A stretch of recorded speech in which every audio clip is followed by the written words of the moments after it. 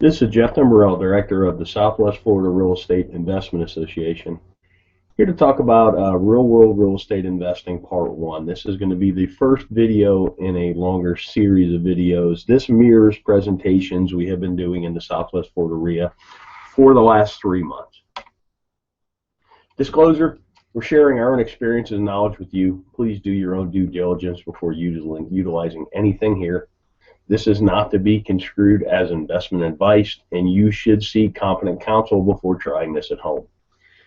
In the past 3 years, we've assisted and advised and had ownership interests in several private equity entities that employed over $14 million in capital in the Florida market, which gave us not only unique insight as to the amount of business we've done, it also gave us some great insight into how institutionalized investors employ capital. Number one key to being successful is to understand what you're there to do. In my opinion, this is the most important thing. There's so many people running around the world. There's a lot of people wanting to run around and try and do real estate investing.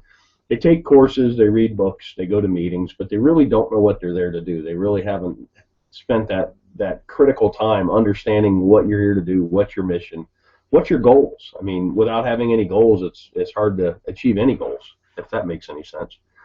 From our experience, the clearer the plan you have, you will be able to operate with a margin of safety. And that's the key word in this business, a margin of safety, because the ones that survive, last, and grow true wealth are the ones that don't make mistakes or make mistakes that you can recover from. Investing in real estate. Investment is the purchase of an asset or an item with the hope that it will generate income or appreciate in the future and be sold at a higher price. Keyword, the future, for investing. So what does that mean? The act of committing capital to an endeavor with the expectation of obtaining an additional income and or profit. That's what investing is. Something I've learned over the years is kind of like a narrative. It's a why in the road when you're talking to somebody that's in real estate. Are they a trader or are they an investor? Investors buy and hold. They get a return from the assets they own. Traders wholesale. Traders fix and flip. Nothing wrong with it. I do it. I've done it in the past. I'm trying to do it again today. I'm doing a marketing campaign as we speak, looking for contracts to wholesale. With that said, it's two different narratives and even two different valuation processes, investor versus trader. You need to recognize the difference between the two. Basic questions for an investor. How much capital are you employing? What's your desired rate of return? When are you going to need this capital back? And then what's your risk tolerance? Those 4 questions are how you determine what you're there to do. Then we'll talk about capital. There's an opportunity cost of capital, and particularly when you're raising capital, which I've been part of some private equity raises, you really need to understand what other opportunities are out there for investors, because generally why would you buy a piece of real estate that pays you 2% a year with all the headaches associated with that, when if you could at the same time own a CD at 5 with none of the headaches. Give you a chart on 10-year T-bills, talk about opportunity cost. You can really see the recession, the Lehman Brothers crash really killed yields, but it's killed yields no matter what. I mean, pretty much at the time I'm talking about this, yields for a 10-year T-bill are bouncing between 2.6 and 2.8%. That's a terrible yield, particularly with the amount of money they're printing. Then you go back 10 years, and this is why investment real estate has become so popular, because it's one of the few places you can get a yield. Here's CD rates from 1984 on, and if you notice, about early 2000s, everybody got excited about real estate, and that's because the CD rates of return just continue to go down. So right now, my God, on a 1-year CD, you're getting not even 1%. That makes real estate attractive, and that's something to watch as well.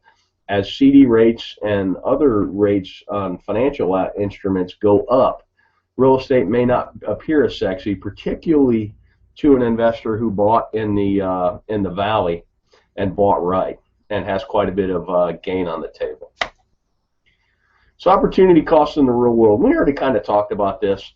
Most investors we know are looking for at least 6% a year. I know guys that are even looking for 15, and that's a cash on cash, not an internal rate of return. That would be a whole nother video that could be a whole day's worth, understanding the difference between the two. But what here I'm talking about is a yearly cash on cash return. And you got to be mindful of unrealistic expectations. I've seen people that have pitched 30% returns, and I've seen investors that are looking for 30% returns. And it's really hard to do. There's a lot of randomness and a lot of happenstance, and you're going to lose a lot more than you're going to win when you're dialing up those kind of deals.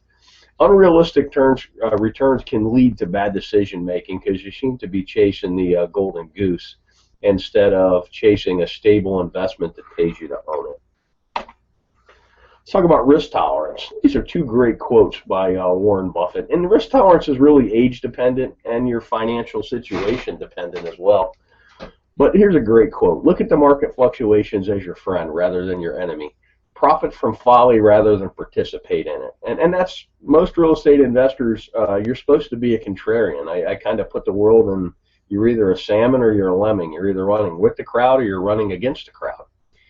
And here's another great one. The main danger is that the timid or beginning investor will enter the market at a time of extreme exuberance and then become disillusioned when the paper losses occur. The key is to not panic and do math-based risk assessments and then math-based evaluations and then sit down and decide what you're doing. You could have bought a home in Cape Coral, Florida at the height of the market at 320 and paid cash, held it all the way through the crash, and still got a better rate of return than CDs, and it's a terrible investment because your basis is so high. Or if you trade it out, you would literally be losing money. But it's sad but you actually would have outperformed the CD, and that's kind of a interesting thing. We did some case studies of people that had bought at the top and had they held and if they had mortgages, and I think that video is on our YouTube channel as well. Thanks for watching. You can always check out our website at swflreia.com. There should be a link at the bottom of this video. If you're on our website, put yourself on our mailing list. We send out a lot of foreclosure information. We send out our meeting notices, and we also from time to time send out information like this. I hope this information is useful to you, and make it a great day.